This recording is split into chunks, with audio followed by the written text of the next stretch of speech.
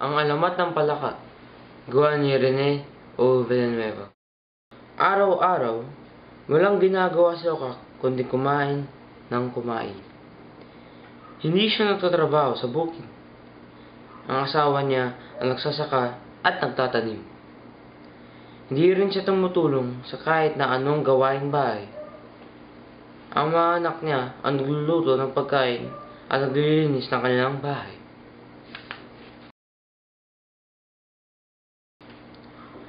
Laging may hawak na latiko si Okak. Gusto niya ang bawat utos niya ay sinusunod kaagad. Sino mang hindi sumunod kaagad sa utos niya, mabilis niyang nilulundan, saka hinahaplit ng latiko. Plak! Laging haplit ng latiko ni Okak. Ang hinaiyain, mabilis na inuubos ni Okak. Kahit paghawak ng kutsara at tinidor, kinatatamaran ni Okak. Sana, pwede dila na lamang ang gamitin ko sa pag-abot ng pagkain. Himutok niya. Sobrang takaw, bumilog na parang bola ang kanyang katawan ni Okak. Parang nawala ang kanyang leeg. Sa sobrang katamaran, umikli ang mga kamay at paa niyang hindi niyang ginagamit. Halos din mga daliri na lamang niya ang natira. Ang init ng ulo lamang ang hindi nagbago kay Okak. Sakang mga matang halos lumuha kapag nagagalit. Plak! Nasaan ang pagkain ko? Sigaw niya. Plak! Ang sama ng lasa. Lagi niyang reklamo kahit tuloy naman ang kain. Minsan sa isang pista, nagpilit dumalo si Okak sa isang piging kahit hindi impedado. Plak!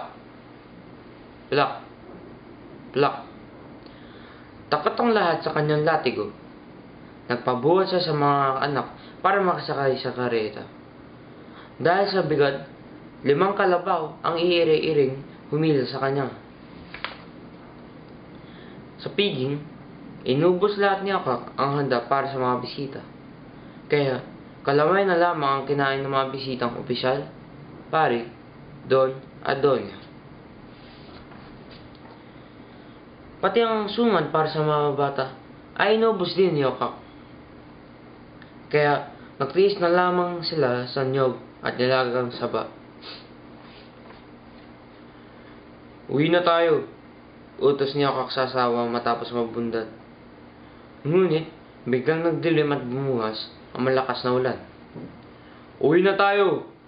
Sigaw ni Okak, sabay haplit ng latigo.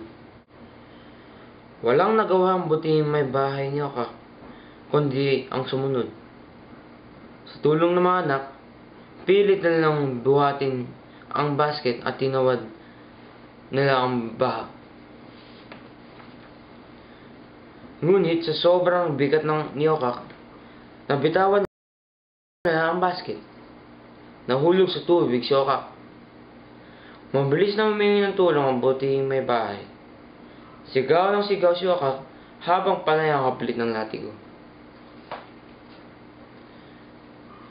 Patuloy na tumataas ang baha, kaya hindi na nila naiyahan si Okak na patuloy sa pagsigaw. Walang nagawa ang lahat ng tuluyang lumubog sa tubig si Okak na halos di tumigil sa pagsigaw.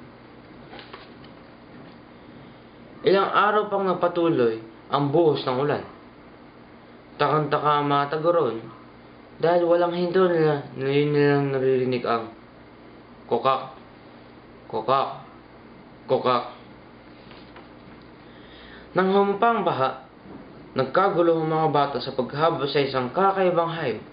Walang leeg, mataas lumundag, at walang sinasabi kundi kokak, kokak, kokak.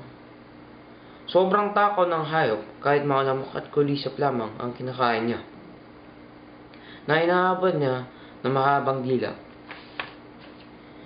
Mula noon, ang hayop ng bundat ay tinawag ng lahat ng palakang kokak, kokak, kokak, kokak.